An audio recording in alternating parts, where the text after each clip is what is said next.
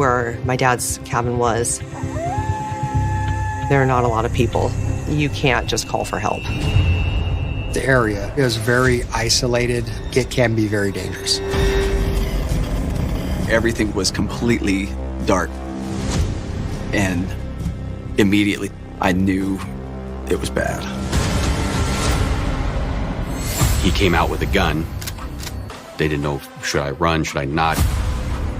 Is he gonna shoot me? I remember thinking, I didn't even tell my parents where I was going today. My biggest horror was like, who's gonna be next?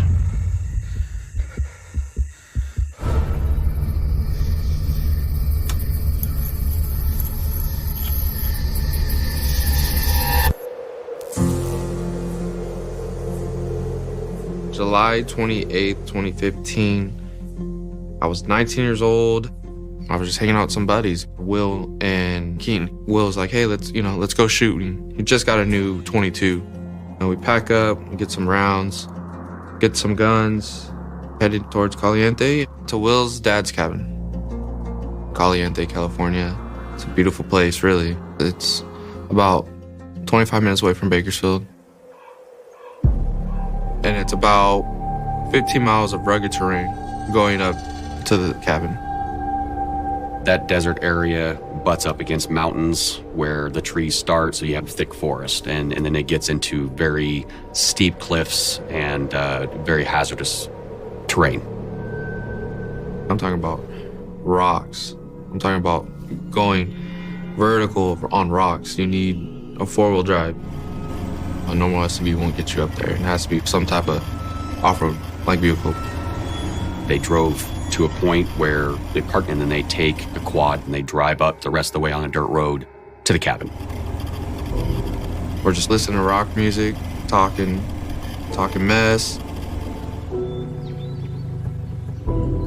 We get to the cabin. It's very isolated. There's trailers, RVs, a full-out shooting range. Just a full-on man cave, basically.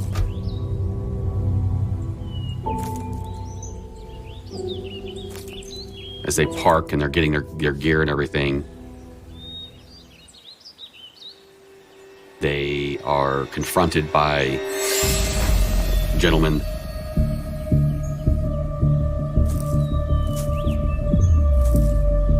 My first thought was like, oh, that has to be like Will's family. So I was like, pretty cool at first. I was like, hey, what's up, dude? And I noticed he didn't say anything. He was wearing all green. He had a sawed-off 12 gauge.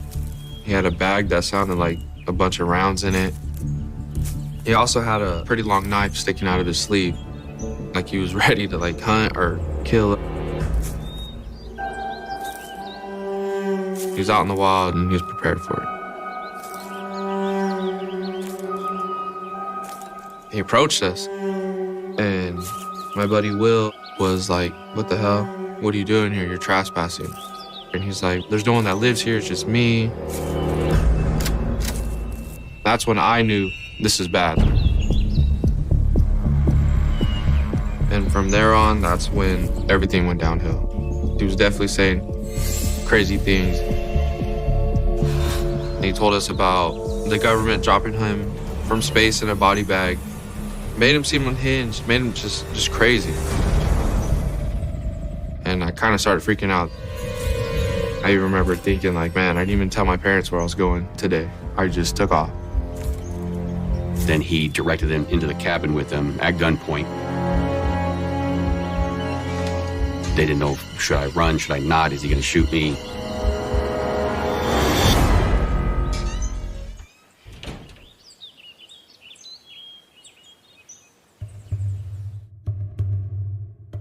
Inside the cabin, he specifically told us, you sit one corner, and you sit in the middle.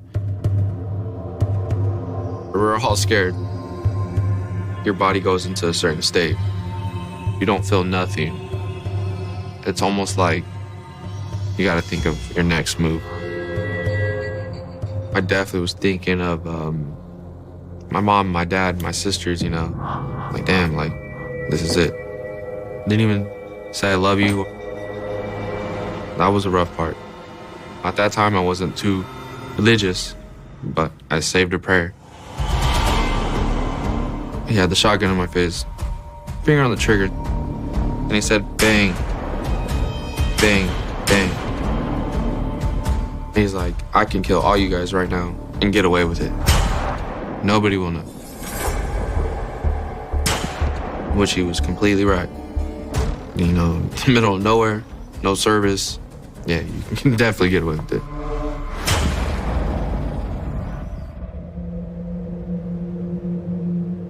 It's not uncommon in the rural areas for people to go out target shooting or hunting.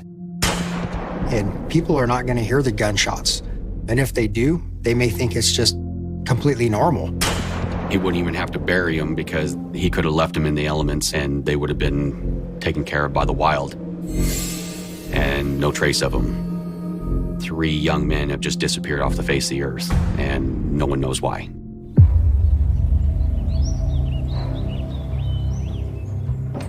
During that time, he was back and forth. He's going outside, he's grabbing cans of food, grabbing ammo, grabbing whatever he thinks he needs. And he would leave us in the room, and we'd kind of just be talking between each other. What are we gonna do? My buddy Will we're gonna try and take him down. And I told him, I was like, stop, dude. You're gonna get us killed. Do you really wanna see one of our friends get shot, or do you really wanna die here? He even actually has a bag of butane tanks.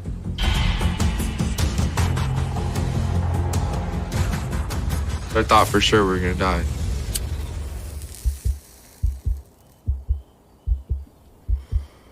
I couldn't fight my way out. I couldn't shoot my way out. I couldn't run my way out. I was stuck. There's nothing I could do to get out of this situation besides talk. He asked me, can we smoke a cigarette, you know? That's the least you can do for us. Hands a cigarette.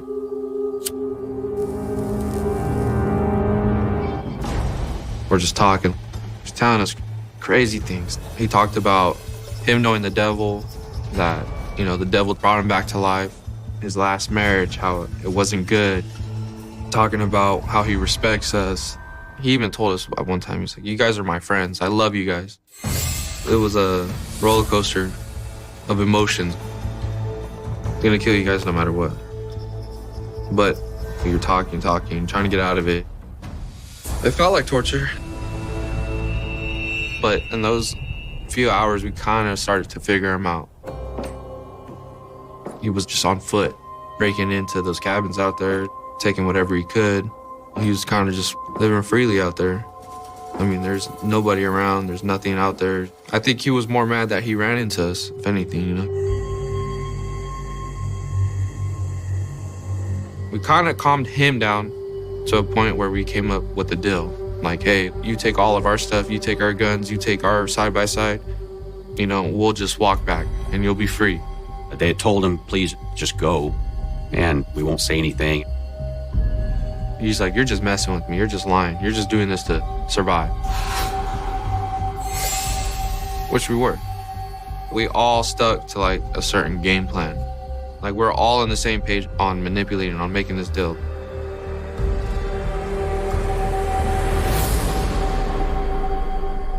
And he's like, I respect you guys.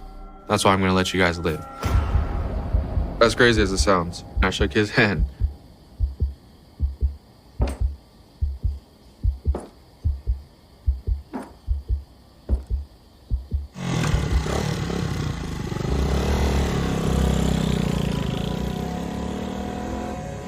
The suspect took the all-terrain vehicle and drove away in it.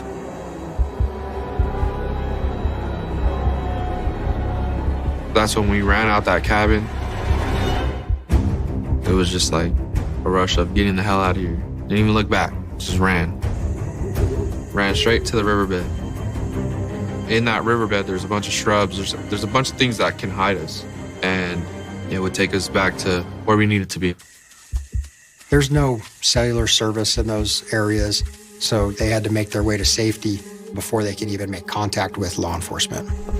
we're traumatized. Any little thing, any wind, we're looking behind us. We started to realize, like, we're not making any way. Sun's already dropping. That riverbed is taking too long. So we got back onto the main road. And as we're walking down the main road,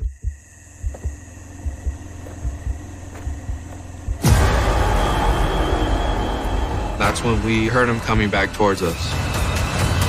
So he changed his mind. He was gonna come kill us.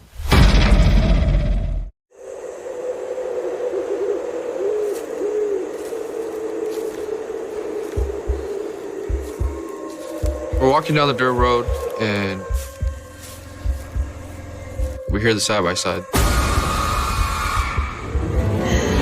He was coming back to kill us. He did not want them going and reporting this particular incident. They were actively being hunted down by him. He was mobile, they're on foot. We all dove face first, and as we dove, we were capable of just rolling over and kind of hiding ourselves from the main road.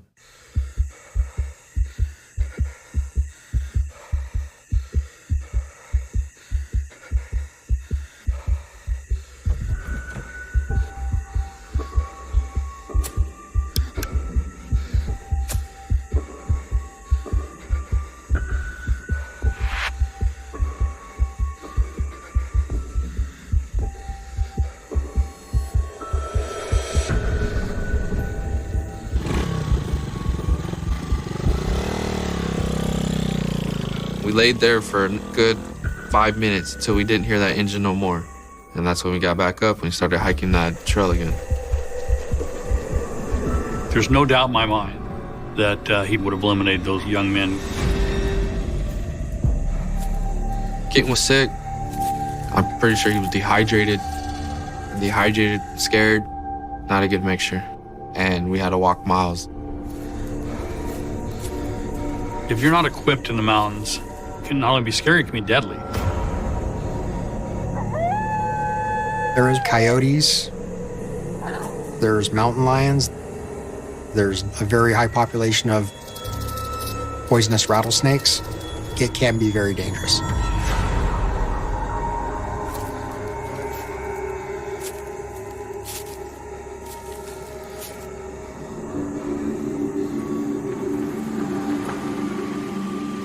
We seen some headlights. I thought that he was coming back to kill us. Our first reaction was to hide again. But as it got closer, we heard a voice. What are you guys doing? Like, where's the side-by-side? And that's when we knew it was Will's dad. That's when I kind of felt like a breath of fresh air. I'm gonna make it home. And you could tell by our faces, something happened. And that's when my buddy Will hysterically started saying, we got held hostage, shotgun to our head by a crazy man, and he took everything. That was the only way we were gonna survive. Will's dad takes a deep breath and is just like, what? And he's like, yeah, we got stuck up. It was a quiet ride. I didn't speak. I was just thinking of what just happened. Like, I should be dead. Thank God they escaped and reported to law enforcement.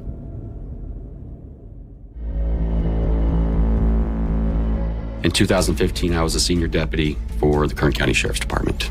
I had a dual role as a detective and then also as a SWAT team sniper.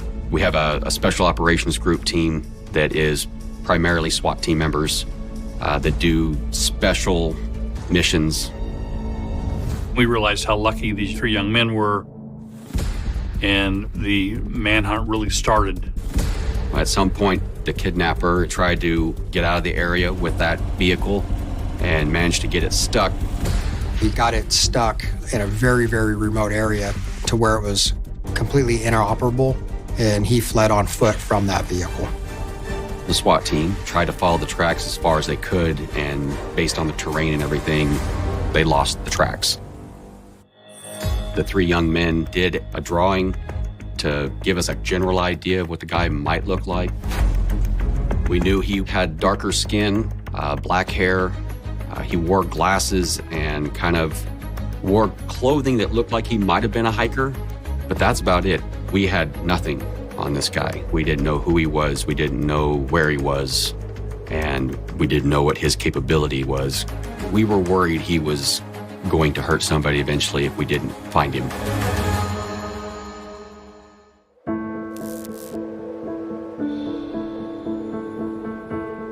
July 30th was a Thursday. Thursday nights are an easygoing, relaxing night. We play video games with the kids. That night, I saw my mother-in-law calling me, and so I answered, and she was kind of hysterical, saying that Dave hadn't checked in that night. Dave was my father-in-law, and he normally checks in before dark. My dad's cabin was out in Jawbone Canyon. He loved it. He would wake up at 5 o'clock and hop in his truck and go out there. The only reason my mom was not with him was she was recovering from a surgery. But he always checked in at probably around 6 p.m. Sun would still be up. Hey, just wanted to let you know that I'm in for the night. And, everything was great. Cheryl was a bit distraught and wanted to go out and check to see if he was okay. Early 2000s is when he actually purchased the cabin. It was absolutely beautiful. It was a wood, kind of like looking like a log cabin, and windows everywhere. It faced where they had fields, it faced the pond, very isolated. And of course, that was part of the charm. It was very relaxing because we don't have cell reception that let us unplug just from life. It just gave us a couple days where really all you did was just enjoy where you were, like in the moment, like you're just on vacation, this cool little cabin out there. When he bought that, he was looking for a place to have his own kind of refuge. He wanted his own spot where he could do just what he wanted to do, make it his own. My grandpa grew up gold mining, and so he taught my dad, and my dad just loved it. We used to joke, I said, "You're the only dentist that has a dump truck and a dynamite permit." I just think to myself and laugh like, my dad is so cool. Where my dad's cabin was, there are not a lot of people. So your nearest neighbor, you can't just call for help. I mean, that's really scary.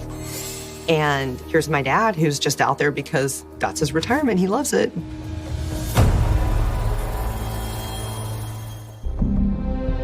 Cheryl comes over to the house, and she's very upset at this point and wants me to drive. So she says, "You know the road better, you know the place better. Can you drive, and we'll go from there." From our house to get to the cabin, it could go anywhere from an hour and 5 minutes to an hour and 15 minutes, depending on road conditions. But I have to stay home because I've got 2 little kids that are now in bed. My mom and Ryan leave about 9:30. And now the time is ticking, and I'm waiting. I'm kind of doing this vicious cycle of cell phone calls. I'm calling my dad's satellite phone, his cell phone, the house phone. I'm starting to now get a little panicked, and I'm starting to yell a little louder, "Dad, it's Christy. Dad, like you need to pick up this phone." I'm really worried.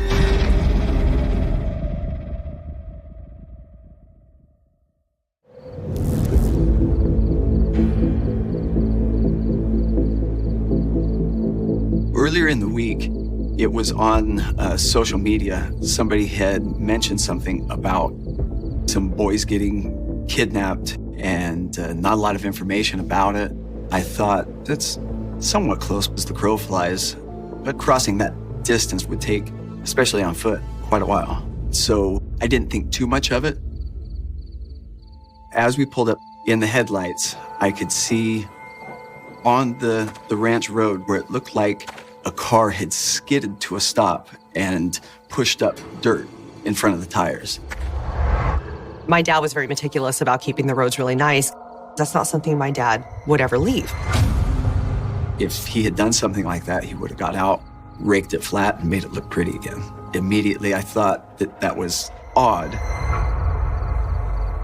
When we approached the cabin, everything was completely dark, and his truck isn't there. So we think he's not here, he's not around. I asked Cheryl, "Do you think we should check the cabin just in case?" And she said, "Yes." Cheryl was still very frantic, as was I.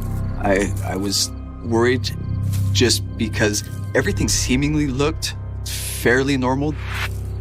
I had packed up my rifle just in case. You never know if an animal is an issue, and on the rare case, there could be a person. I grabbed my rifle, had my flashlight. Cheryl was up on the steps going into the cabin, and I was hanging back just a little bit, shining my flashlight, just making sure there was nothing out of the ordinary.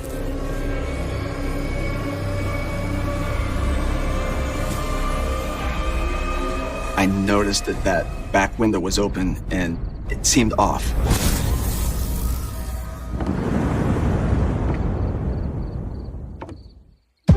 I followed Cheryl in, and it was dark inside. I still had my flashlight on, so I could see a little bit. And I walked around the corner, and immediately she screamed, "Oh no." And I knew at that moment it was bad.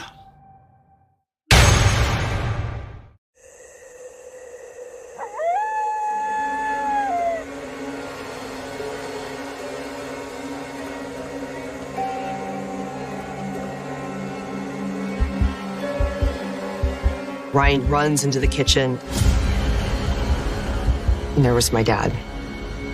He'd been shot, and I immediately knew he was dead. I knew what I was seeing. I knew what was happening, but I couldn't quite comprehend it. Ryan immediately runs to my mom, and he's like, "We have to get out of here." We were in grave potential danger. Somebody could be out here right now.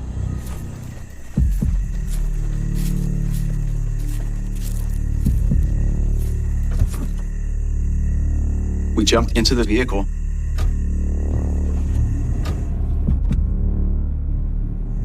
And I thought, what if somebody climbed in here while we were inside? I said, "Cheryl, make sure there's nobody hiding in the back right now."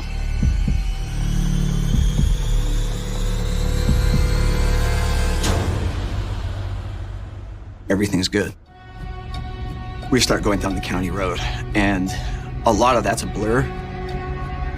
We were both hysterical. It took us about a half hour to get back to a cell signal. And we stop, and Cheryl calls 911.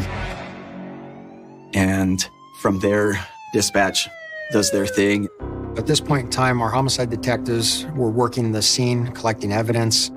What we did learn early on is that his vehicle was missing from the residence. Daybreak the next day, we did locate his vehicle run off of a remote road, stuck in very similar fashion to the ATV. And outside of Mr. Markowitz's vehicle, we were able to locate shoe track on the ground outside of the driver's side door. Those boot marks were very, very similar in pattern and size to the boot marks that we located and were initially tracking at the cabin where the 3 young adults were held against their will. That was a very significant escalation in the case. We suspected this was the same person that had eluded us the first time. I was really concerned that he's out there free, running around. We're in the span of 2 days, and we know this person has not only kidnapped and held people against their will and threatened them at gunpoint, he's now murdered an innocent person. When you have someone who has no qualms about taking a life from a complete stranger, that means he has no problems taking another life if they happen to cross him. So this is a person who needs to be stopped. That makes this a all-hands-on-deck investigation. We dispatched special weapons and tactics team members to Mr. Markowitz's cabin, and we began tactical operations in that area. Man tracking, it's not the same as like search and rescue. Search and rescue, you're looking for someone who wants to be found. When you're man tracking, that person's trying to avoid you, and they've already got time on you, they've already got distance on you. Our whole SWAT team was split up into 2 10-man groups. Each team had a couple snipers. We had off-road vehicles. We had the helicopter flying. The plan was hopefully find the tracks up ahead further so that then we could gain ground on the person. Find this person as fast as possible. We realized that he probably knew what we were doing because every day was a different track. He doubled back. He was circling around. He knows we know what he did. So he used every trick that he knew to evade us. It appeared that this person not only knew the area, but he was leaving caches around for him to come back to so he could move back and forth and resupply, which tells us that he's thinking ahead. Every little thing can be a clue. It's not just footprints. Candy wrapper, cigarette butt, broken branches. All this stuff these are clues.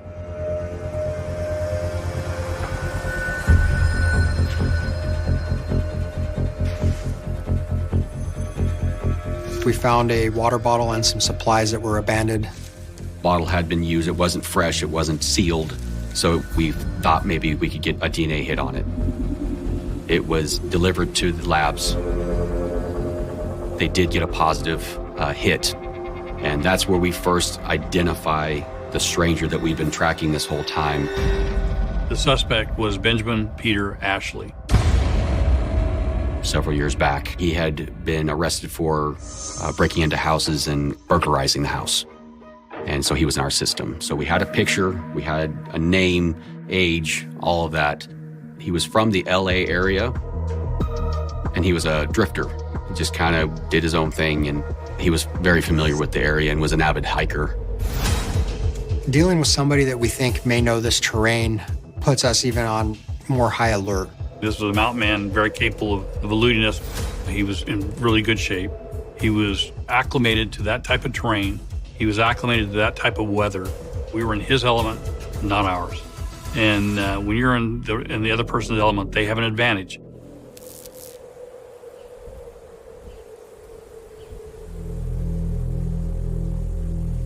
On the morning of August 1st, 2015, we continued tracking. As we came across structures and trailers and residences that appeared maybe unsecured, and there was nobody obviously there, we would search those to ensure that this person wasn't there. Now, this is a small team because we were a tracking team. This was not the typical SWAT call out.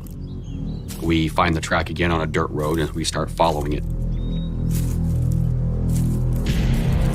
And the tracks go into a field and towards a house.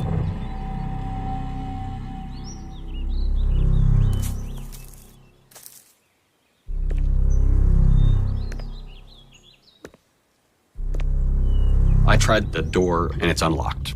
I let my team leader know, hey, we got an unlocked door, and we make a game plan. I will go first.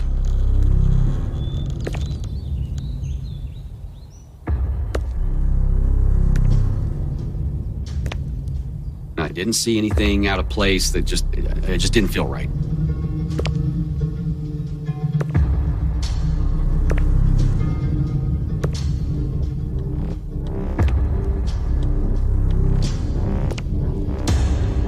I take 2 more steps and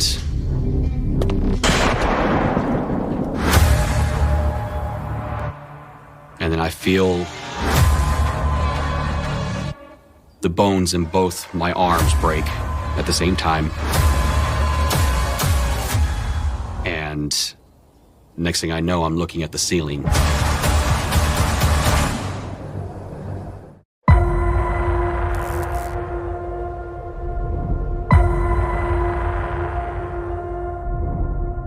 I'm laying on my back, and I see that there's blood on both my arms, and I call out that I'm hit, and all hell breaks loose.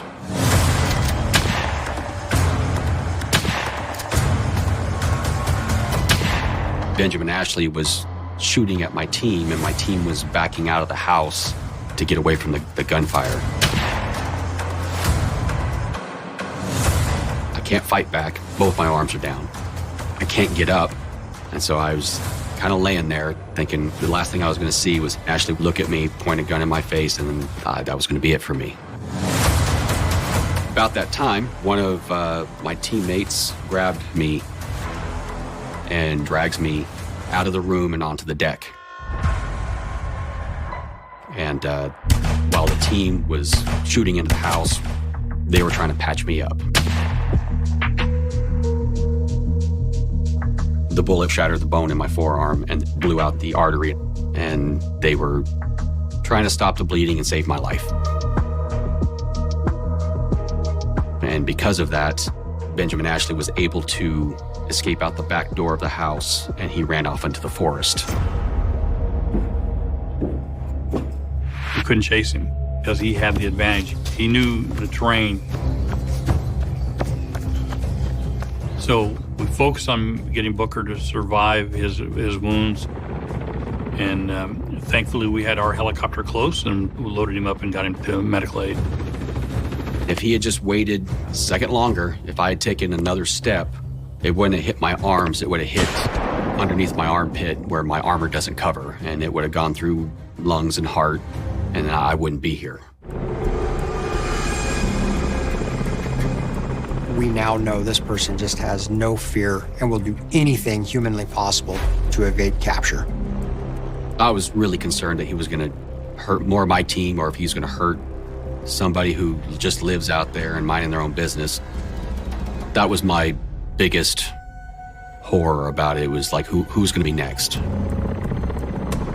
In those initial days after Booker was shot, we had either lost track or the terrain was not capable of preserving a track. It was evident that we were going to have to try to do some things differently at this point.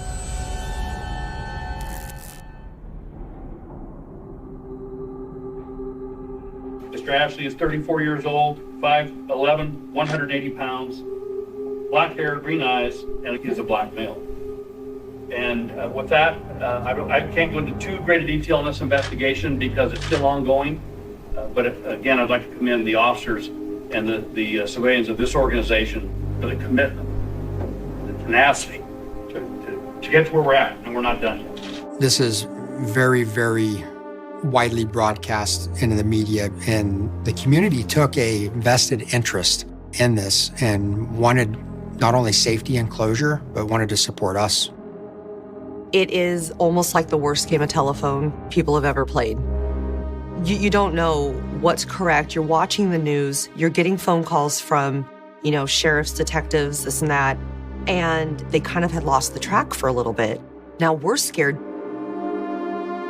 Is he coming to get us now? Like, a lot of irrational things go through your head. I heard that he had shot and killed somebody, and I felt depressed.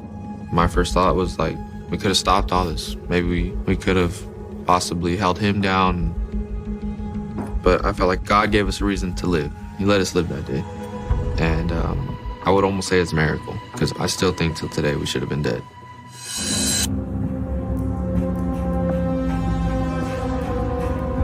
August is as hot as it gets in Kern County.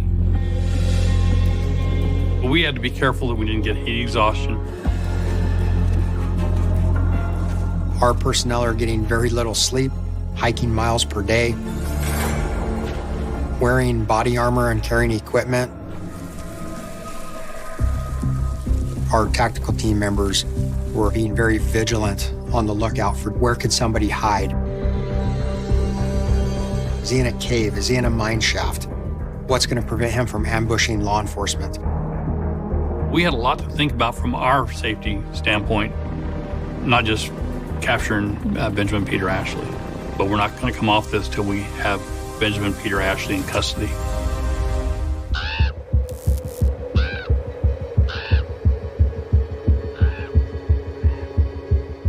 August 15th, we get a call from Brady's Mini Market in the community of Inyo-Kern. This was approximately 20 miles from where I was shot. The clerk explained that the person that was on the news just walked in the store, got some ice cream, a couple candy bars, and then left.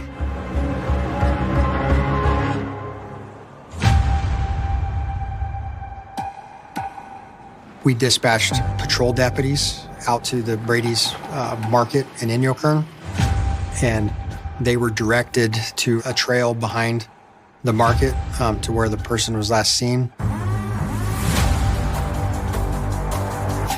When the person saw them, he hid behind a tall bush where they couldn't see him, and they stopped and they drew down on him. We know what we're up against.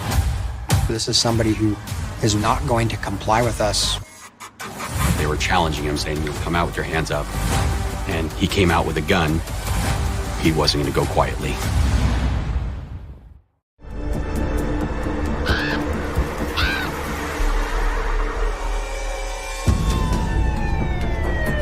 The patrol officers pulled up and confronted Benjamin Ashley.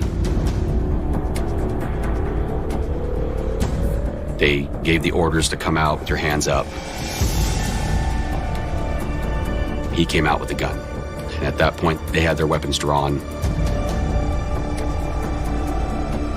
He was given every opportunity to turn himself in and chose not to. That's when an officer-involved shooting occurred. Benjamin Peter Ashley was ultimately shot and killed by our deputies. I never feel joy for a death. You don't know what was going through Benjamin Peter Ashley's mind, but at the end of the day, none of that matters when it comes time to protect your community. Why kidnap 3 young men that have nothing to do with you? Why kill a person in their own home? I think that he wanted to stay incognito and just do what he's wanting to do without any resistance. He was worried they would call for the sheriff's department and then people would be looking for him. He obviously didn't want that.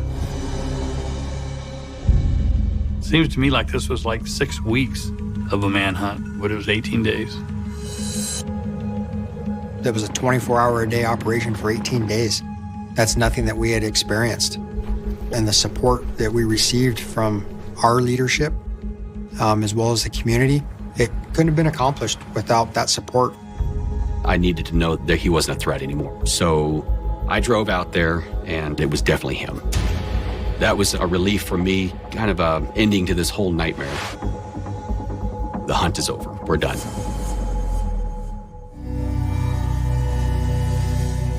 I get a call from my brother. He says, they killed him. I'm like, what? No, they got him. At the time, I was, like, hell yeah.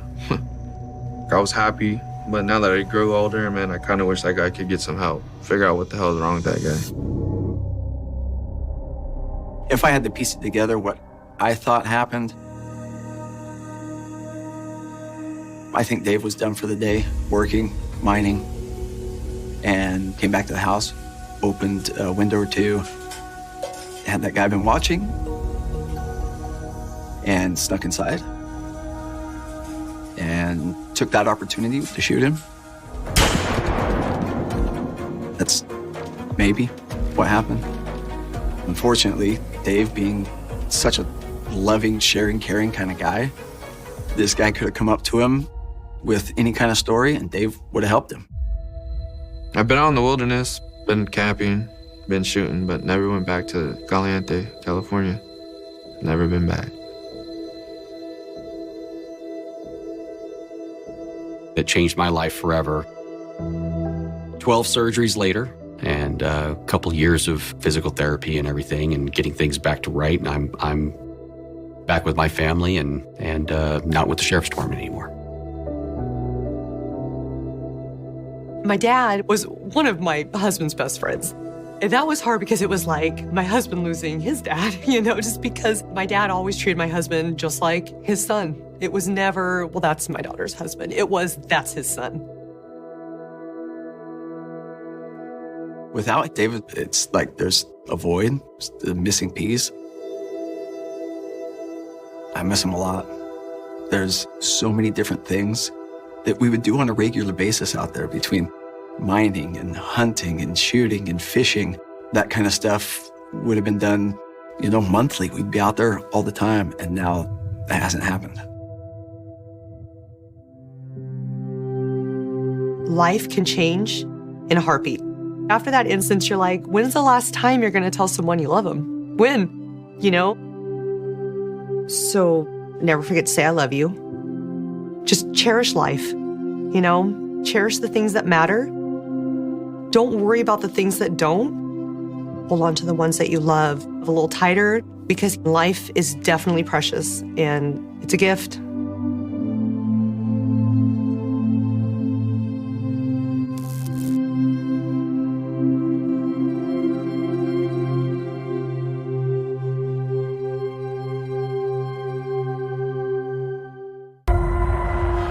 People think if you're in a cabin community, everybody's friendly, but that's not the vibe of that area. This cabin was right out of a horror movie. It was a place where things happen, bad things. There was a cabin, and inside were miserable living conditions. The question was, who died and what was the manner of death? He stated that this intruder had broke into the cabin and attacked them both. It was the worst feeling, knowing that that's the last thing that she ever saw was inside that cabin. There was a chainsaw underneath the house. I had never seen so much blood. It's the most cold-blooded thing I've seen in 33 years of police work. He kept putting the gun on my face and asking me if I could feel it. She was not going to die there in the cabin. She was not going to let that be the end of her story.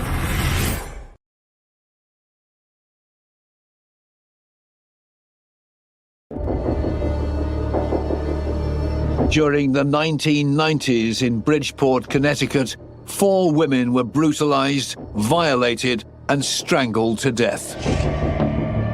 This is a serial killer. He's leaving a signature on how he commits these homicides. In a violent city where many murders went unsolved, the deaths were not immediately linked.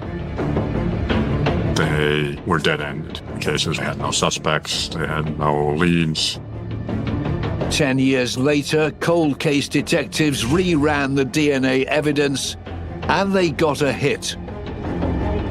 Then the computer made the link and notified Bridgeport PD that there is a hit, and it belongs to this guy down in Georgia.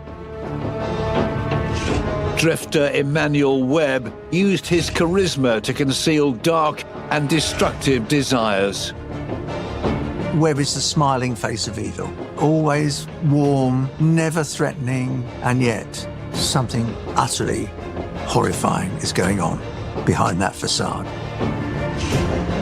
He wanted to kill. He had opportunities to kill, and he didn't miss one of them.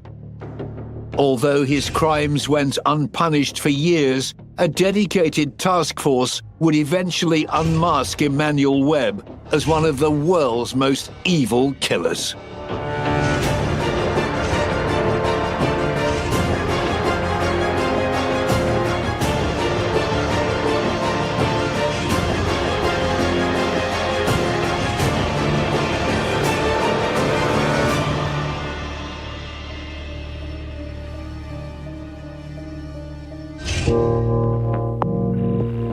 In 2006, 40-year-old drifter Emmanuel Webb thought he'd committed the perfect murders. These serial offenders, the narcissism, they think they're smarter than everybody else, and each murder they get away with proves it to them. They begin to think they're infallible. In the 1990s, forensic science was limited, but it was only a matter of time before it caught up with Webb. DNA wasn't refined, so you had this sample that was saved with the hopes of, at some point, technology would catch up, and it did. 18 years after Webb killed his first victim, the man the papers called the East End Killer would face justice for what he'd done. He'll never get out. You know, I mean, that's a death sentence for him.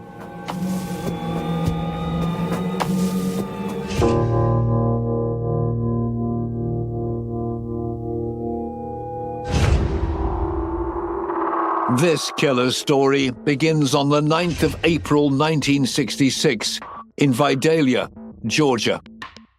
Emmanuel Webb's father, who was a disabled veteran, died when he was about 3 years old, and he lived with his mother. Webb grew up with his mother and older sister in Mount Vernon. In 1984, Webb graduated from high school, and he and his sister traveled north. He left Georgia to go and live with his sister in Bridgeport in Connecticut. He worked as a security guard in Fairfield, which is an adjacent town to Bridgeport. Lived on the east side. The east end of Bridgeport was, I would call, a working class area of the city. People who'd lived there all their lives. Emmanuel Webb was a hard-working man on the surface, with quite a charismatic manner, very attractive to women. He meets a girl called JD. He met her when she was kind of lost, and he inserted himself into that situation and ingratiated himself, and they started a relationship. In 1988, he and 22-year-old JD had a baby. But by this time, Webb had developed a serious drug habit.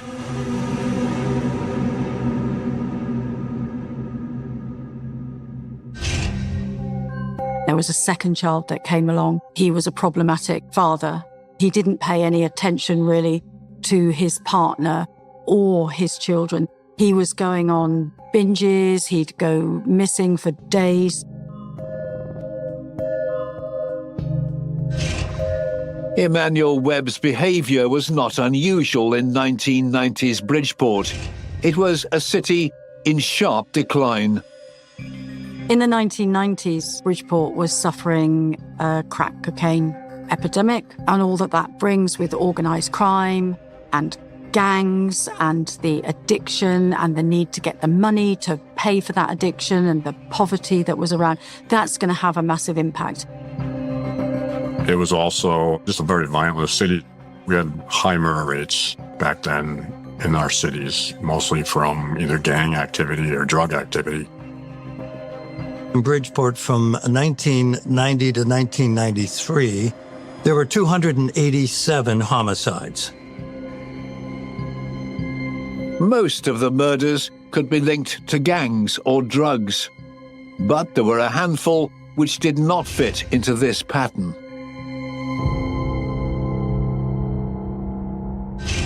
In April 1990, the fire brigade were called to a car fire in the East End.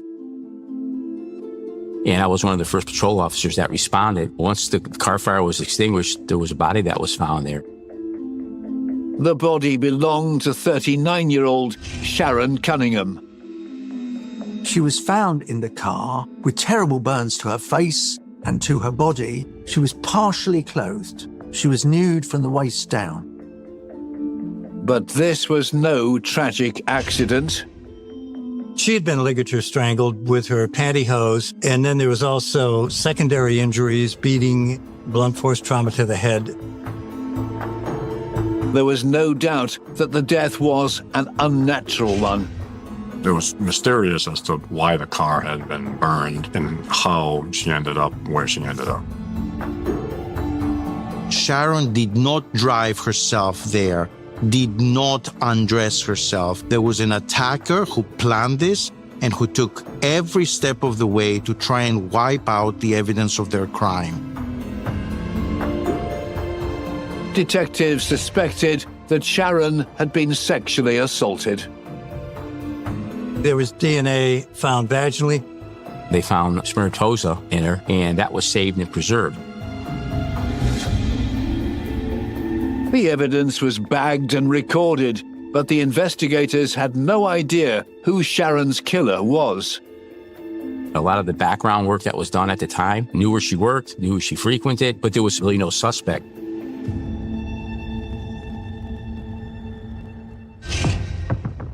Two years later, on the 28th of March 1992, police were called to another suspected homicide, just a few blocks from where Sharon's body had been found.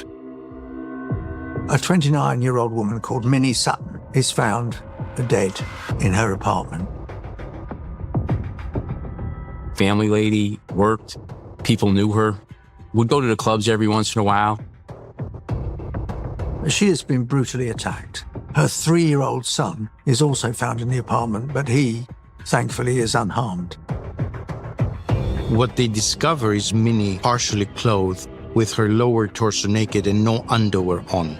She also has suffered stab wounds to her neck, to her torso, and to her stomach area. A post-mortem revealed crack cocaine to be present in Minnie's system. The cause of death was multiple stab wounds combined with strangulation. This is a person who died being choked to death while bleeding to death. This is not an attack that could have been survived by anyone. Interviews with Minnie's family and friends quickly led police to a suspect.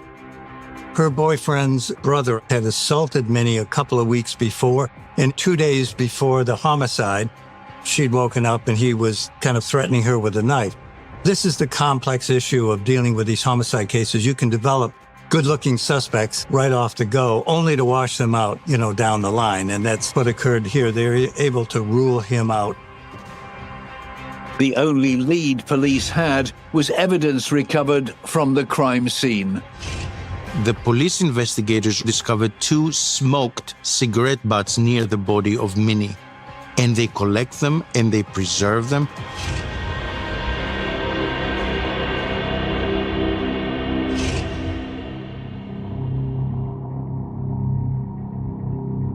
In the early 1990s, DNA profiling in criminal investigations was relatively new. DNA technology, as far as getting evidence processed and identifying a suspect, isn't as refined as it is now. Another murder case went cold. A year later, in April 1993, again in the East End of Bridgeport, the body of Elizabeth Gandy was discovered. Elizabeth was last seen April 16th, and then her body was found on the 19th. It was in an abandoned building that was kind of a crack house. When her body was found, she was badly beaten. Elizabeth's body is found with her breast exposed. This is suggestive of a sexual element to the case.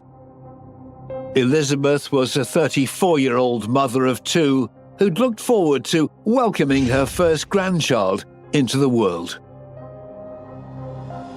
One of her daughters, when the attack took place, was in hospital about to give birth to a son, but Elizabeth Gandy never got to see her grandson. The cause of death is determined as blunt force injuries and strangulation. She is killed being hit and also being choked to death. The crime scene was a bloody one, and there were clear signs that a struggle had taken place.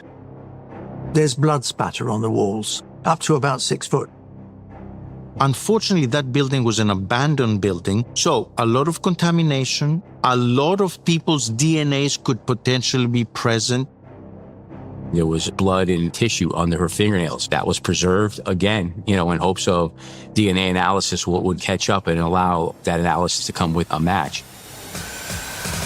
Witnesses were interviewed, evidence bagged, but no link was made between the murders and no suspects identified. No one knew that a violent sexual predator was targeting the women of Bridgeport.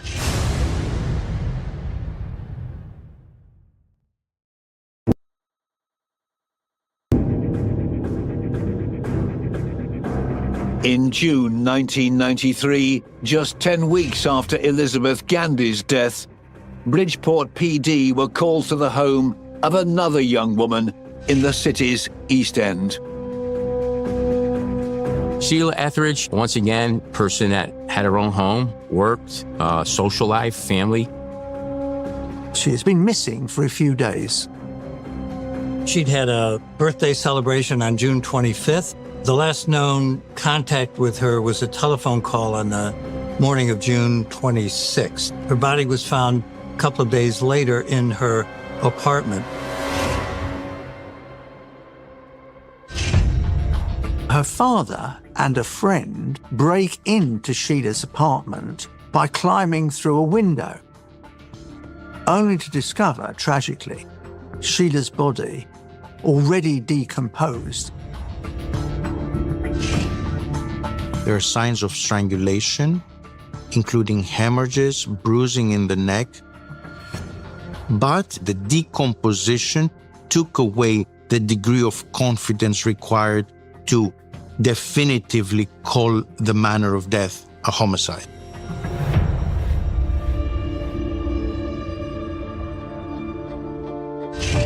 A search of the property found evidence that 29-year-old Sheila had not been alone. There was a beer can found in the house. A used condom that appeared to contain semen was discovered. Police inquiries revealed Sheila to be a recreational drug user. They also learned she had a boyfriend. She was in a relationship with somebody. Nobody really knew his name. They kind of was speculating who it was. One of the names in the mix was local man Emmanuel Webb. Police quickly ruled him out of their inquiries. They talked to him, but he is plausible, amenable, helpful, and charming.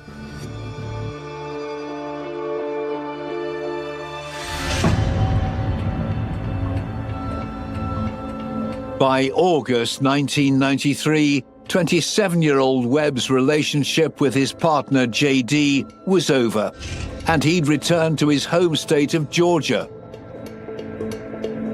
He was living the life of a single man. He was very attractive to women. I think several of the women who knew him said how extraordinarily attractive and charming he was. By the summer of 1994, Webb was dating 37-year-old Evelyn Charity. On the 10th of July, Evelyn's colleagues were concerned when she failed to turn up for work.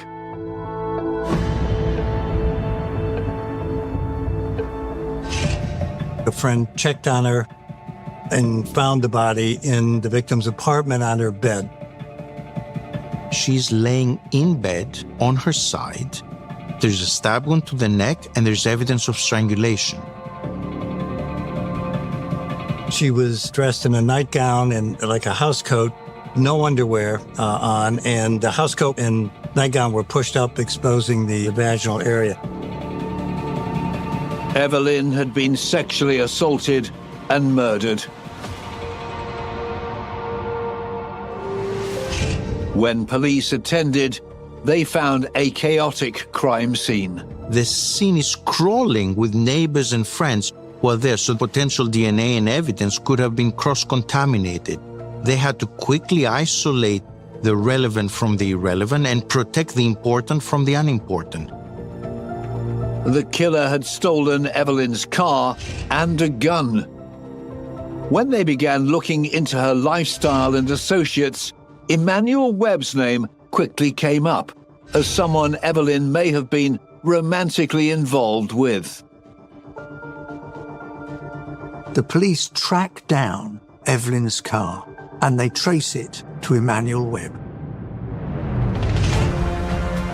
When Webb is confronted with the fact that he has Evelyn Charity's car and that she's been found dead, he does something quite astonishing.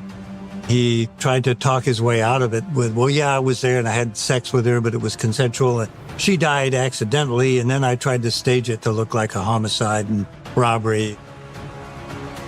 The explanation did not match up with the evidence from Evelyn's autopsy.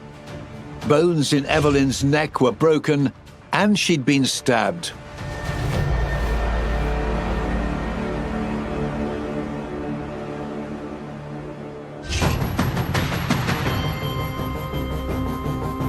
There are many accidental deaths that happen during sex, but you don't break your own hyoid bone by participating in wild sex, and you certainly don't bleed to death through a stab wound. Facing a murder charge, Webb's legal team offered a plea bargain, which prosecutors accepted. Webb was allowed to plead involuntary manslaughter. That's not an uncommon thing to plea deal, and it does save the cost of a trial. And it also saves all the uncertainty around whether you're going to get a conviction or not. In 1995, he's given 20 years. As a result of his conviction in Georgia, Webb's DNA is taken for the first time. At the time, there was not a national register, but Emmanuel Webb's DNA was stored on the database of the Georgia Bureau of Investigation.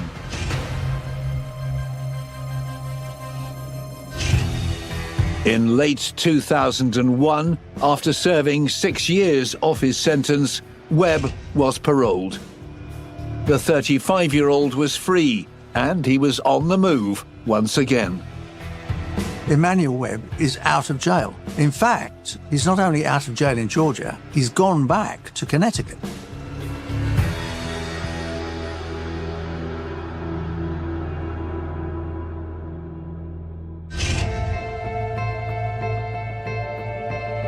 In the mid-1990s, Bridgeport's police commander set up a homicide task force to look at dozens of unsolved murders from earlier in the decade.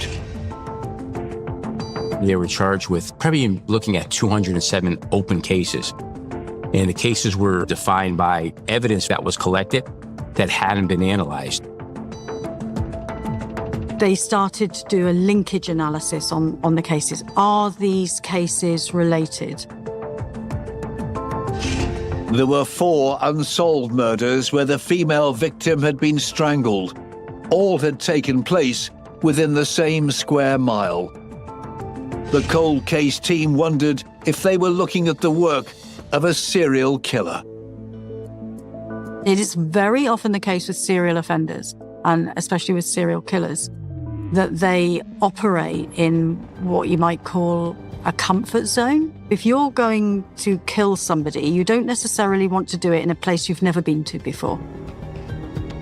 So in this case, obviously they were all in Bridgeport, but more importantly, they were all on the east side, all within really almost blocks of one another to a large degree. So they're isolated sort of geographically.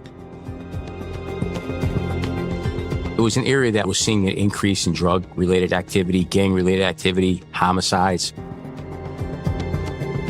Though detectives suspected a so-called East End killer was responsible for a cluster of women's murders, the investigation in the mid-1990s quickly hit a dead end.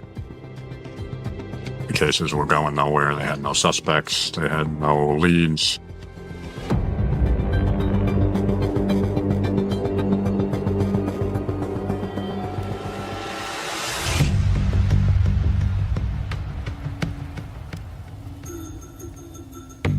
In 2000, cold case detectives began taking a fresh look at the evidence.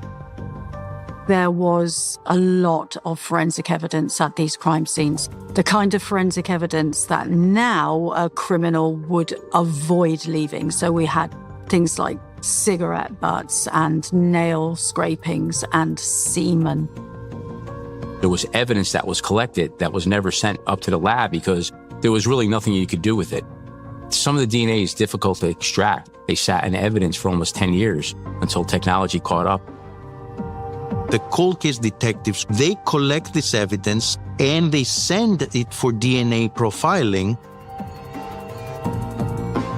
It was a slow process, but when they finally tested in 2005, the State Forensic Lab's findings were worth the wait.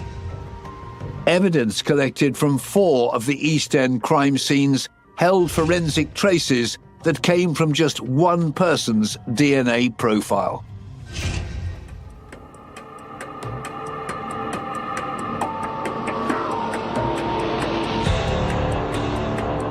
So the likelihood of it being the same killer is considerable. The police in Connecticut have all the DNA. All they're missing is the killer. The profile was run through the US National Database, which since 1998 had contained the DNA profile of many newly convicted serious offenders. They put the DNA into the CODIS system, into the database, which was obviously a very good thing to do, but nothing. There were no hits at all.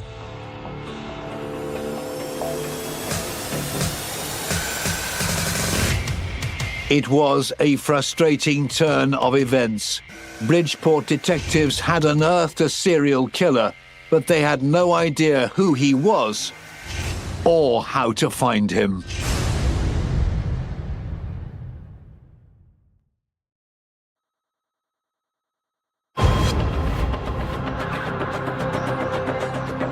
In early 2006, the Bridgeport PD Cold Case Unit investigating the suspected East End serial killer finally struck gold.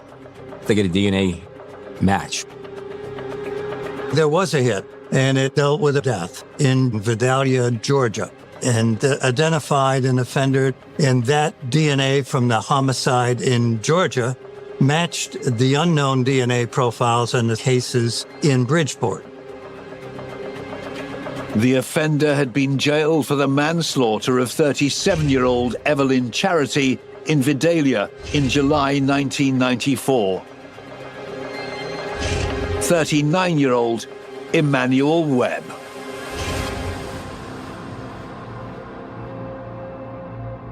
In late 2005, Webb had once again been on the wrong side of the law in his home state of Georgia. And in November that year, he's arrested on drug possession and also parole violation because he's left the state in which he was supposed to be serving his parole. And so the police arrest him.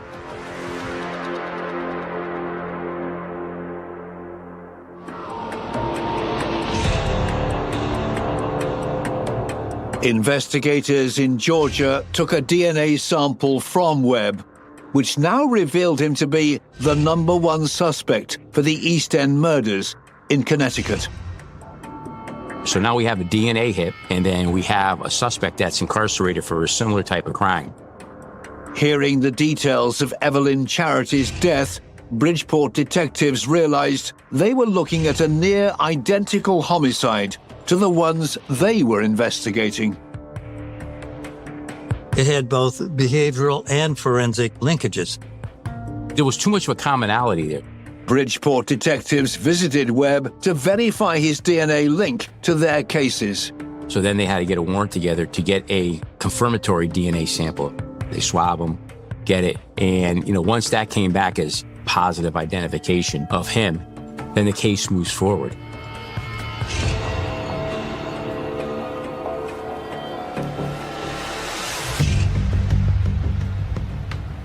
With Emmanuel Webb safely locked up for the time being for his parole violation in Georgia, Bridgeport detectives had time to learn everything they could about their suspect. Who the hell is this guy, and could he have killed these women? And it didn't take long to realize he literally had lived in Bridgeport the whole time that this happened. He had ties to Georgia, had family in Connecticut. He was transient, he would go back to Georgia, come back. He lived in Bridgeport on the east side, many times within blocks of where these homicides occurred. All these women lived on the east side of Bridgeport. They all knew one another. They all were using crack. By charting Webb's network of friends, the places he frequented, and the lifestyle he lived, investigators were able to establish a strong likelihood he knew all of the victims. When our officers and detectives went out there to do the canvassing and get background information, everybody knew who he was. There were witnesses who'd seen Webb socializing with some of his victims. There was a street there called Stratford Avenue, which had a number of clubs on it and bars. People used to go in there. So they saw him. They knew who he was. Hey, you know what? We saw him with some of these females.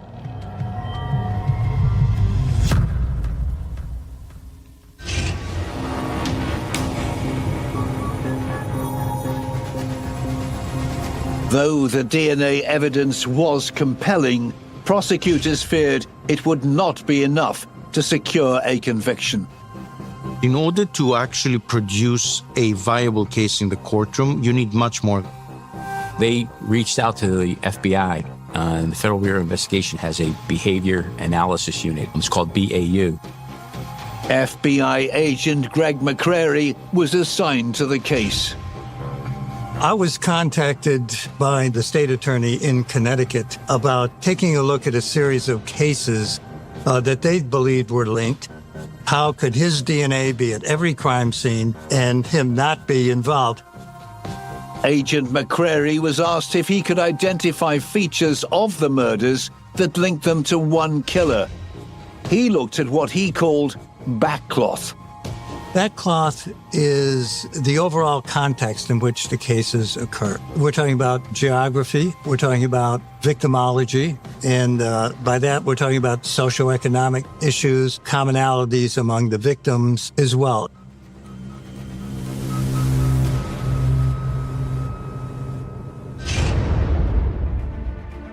When we looked at the method and manner of death, strangulation was involved.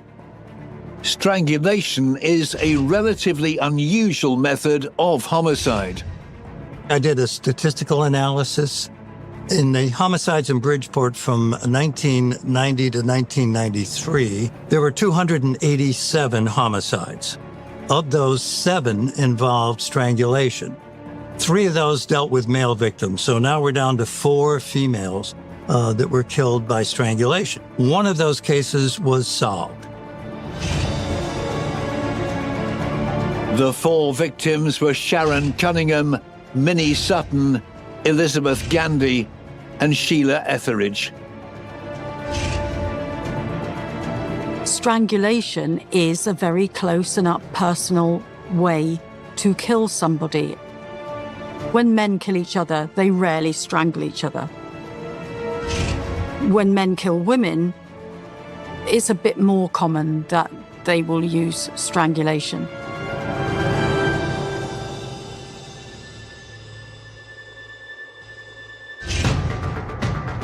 Another pattern McCrary identified was that each of the women had suffered additional violence.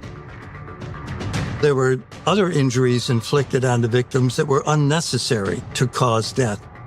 We had these secondary injuries in many cases that involved blunt force trauma to the head or knife wounds and incise wounds and lacerations. Minnie Sutton was the one that was really mutilated. There were stab wounds there, not fatal stab wounds, but slashings. She was stabbed in the neck, the left-hand side, her forehead.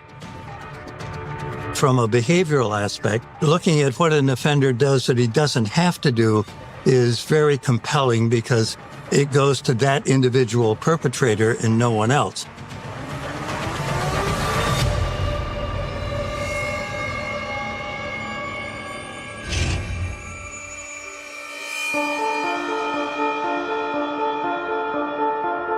Another hallmark of the killer was that each victim had likely been sexually assaulted.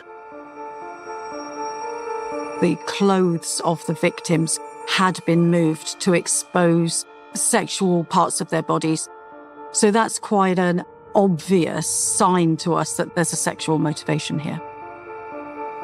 Semen was recovered from the body of Elizabeth and from a condom near to Sheila.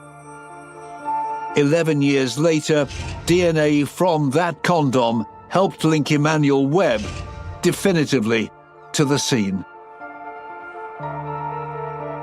And that is a key piece of evidence that was identified, collected, properly documented, stored, and eventually it was analyzed. And that gave us DNA material of the person who used that condom. It was a magnificent piece of police work. Along with the physical links and commonalities between the crime scenes, detectives discovered Webb's behavioral patterns were a fit for the crimes. The one thing there that we did learn from individuals that had relationships with him, he was rough, right? It was domestic violence, but it was sexual in nature. It was a pattern of behavior that for him, that was his gratification. You know, it was sexual force, dominance, and violence. This knowledge suggested a possible motivation for the murders. He either covered up his sexual acts by trying to kill them, or he knew he was going to kill them and he wanted to have sex with them anyway.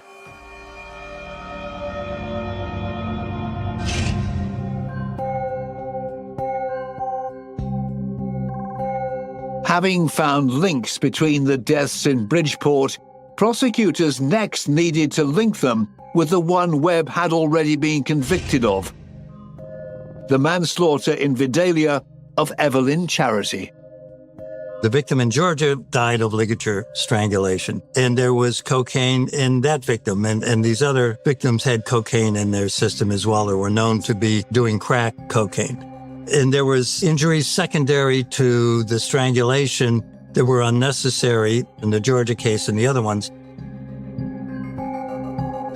The forensics and the profiling made for a strong case, but leaving no stone unturned, the team revisited the files to do some old-fashioned detective work. In cold case homicides, you're always looking for new evidence. It's one thing to make an arrest, but then to get a conviction, proof beyond a reasonable doubt, you want to make sure that you've got all the information there. These detectives were phenomenal detectives. They were very, very self-motivated. They looked at it, and they had to go back. You're talking going back 10 years and, finding witnesses, going back, talking to family members. Among those investigators tracked down were people who'd known 29-year-old Sheila Etheridge, who'd been found murdered in June 1993. They finally confirmed that her mystery boyfriend was none other than Emmanuel Webb. When they started doing their background work, two-edged sword here, right? Hey, yes, he was in a relationship where it kind of got fleshed out. Their family said, hey, they knew it was a rough relationship, it was sexual in nature, and then he was abusive towards her. Investigators revisited the file of Elizabeth Gandy, whose body had been found in an abandoned building. The walls were spattered with blood, not all of which was hers, suggesting her attacker may have been injured himself. The other lead that we suggest in those cases is going to the local emergency rooms or primary care centers and ask if anyone has come in with a laceration wound to be stitched up or fixed up. Detectives dug deep to find out whether Webb had attended a medical facility around the time of Elizabeth's murder. Remarkably, it was discovered that Webb had gone to hospital the following day. He was being treated at Bridgeport Hospital for cuts, scrapes, abrasions that were indicative of a struggle. And that turned out to be his blood at the crime scene, on the victim's clothing and on the wall. So when you begin to put all of this together, I thought it made a very compelling case. In June 2006, Emmanuel Webb, already incarcerated in Georgia, was charged by Bridgeport police officers with the April 1993 murder of Elizabeth Gandy. Convinced he was responsible for 3 more deaths, prosecutors prepared their case, but Webb was not going down without a fight.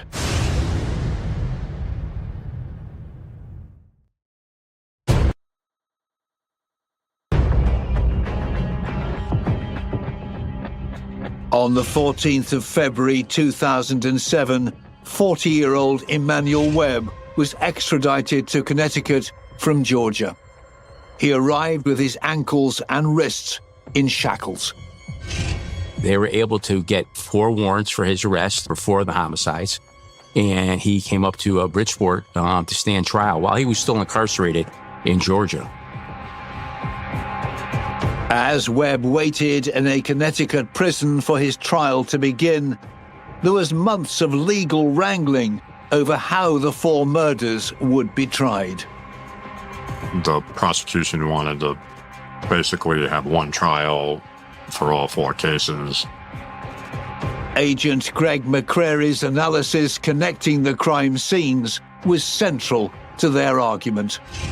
Early April 2008, I was contacted by the prosecutor in Bridgeport. They wanted to try these cases together, and they asked if I would be willing to render an opinion.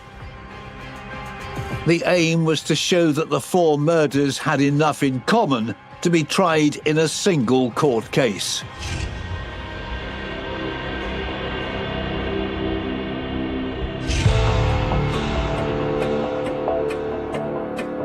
They're tying it together, showing the signature events and why there's a commonality there, and it's not a coincidence and it has to be from the same individual.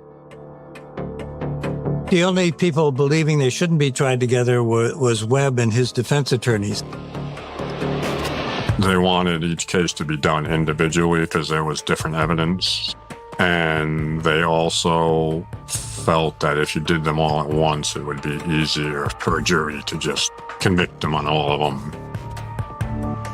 I ended up testifying on May 1st in a hearing before a judge in Connecticut on the cases. And I was linking actually the Georgia case with 4 cases in Bridgeport. At the end of the day, the judge excluded one of the Bridgeport cases. Webb would not be tried for the June 1993 murder of Sheila Etheridge.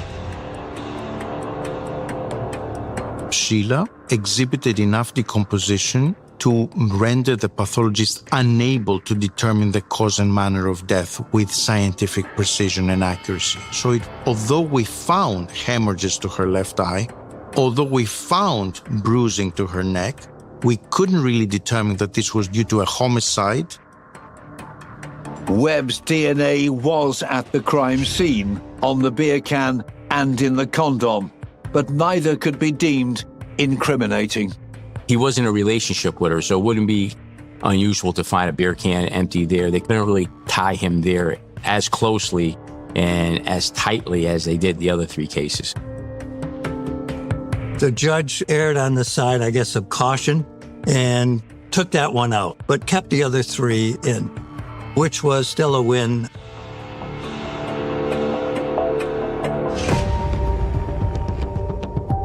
It was a devastating blow for Sheila Etheridge's loved ones. 42-year-old Emmanuel Webb would be tried for the murders of Minnie Sutton, Sharon Cunningham, and Elizabeth Gandy. But at the last minute, as detectives and prosecutors finessed their arguments ready for trial, Emmanuel Webb changed his plea.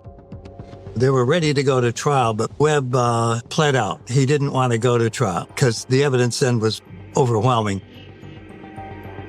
On the 22nd of May 2008, Emmanuel Webb cuts a plea deal with the Connecticut authorities. Webb pled no contest to the 3 murders. A month later, he was sentenced. The state had not proven the aggravating factors, such as rape or kidnap, needed to make the murders death penalty cases. He was sentenced to 60 years in prison, 20 to life on each of the 3 cases, as I understand it, to run consecutively, one after the other. So basically, it's a life sentence. First, however, he would return to Georgia to serve out his time for the parole violation there. His sentence at Hancock State Prison ended in July 2014. As of then, he was turned over to Connecticut Corrections to serve the 3 sentences for those homicides.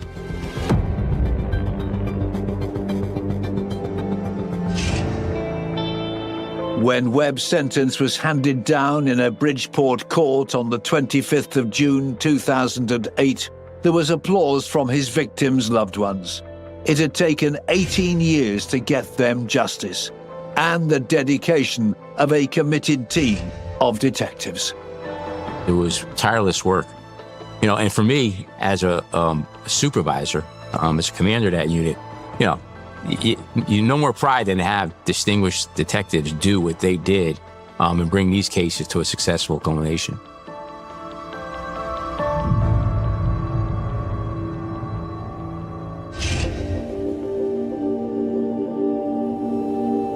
Webb was a dangerous predator who hid in plain sight. Emmanuel Webb was a man who was actually the devil, hiding around the corner or in the coffee shop, and you never suspected him. He remains, for me, literally one of the most dangerous killers in America, because he's shown no remorse, no reticence, no regret, no conscience. That makes him a very evil man indeed. It took many years to bring Webb to justice, but for those involved, it was worth the wait. I've had cases that have taken over 20 years to solve, but it doesn't matter. I mean, as long as you can solve the case, it's the perseverance. It's getting justice for the victims and holding people accountable for their behavior. You'd always get calls from family members, on the anniversary dates of the homicide or their birthdays. It's not going to change anything, but you're bringing them a little bit of closure, and they get justice. That's what you try to do. You try to bring justice to the family and to the victim themselves.